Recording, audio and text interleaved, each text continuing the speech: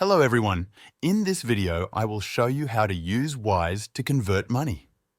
To begin, click on the account from which you want to convert funds. For example, if you are converting from a Euro account, select that option. You will then see a button labeled Convert, which you should click. Next, you will be asked how much you want to convert. For instance, if you choose to convert €1 into Swiss francs, you will see the fee displayed automatically, in this case 4 cents, along with the total amount that will be converted, which is 0.996. Once everything appears correct, click on Continue and then click on Convert Now. That is the process for converting currency on Wise. I highly recommend using Wise for all your money transfers within your country and even abroad. Wise has the lowest fees out of all the major banks and payment services, and if you see the reviews online, you'll agree with me.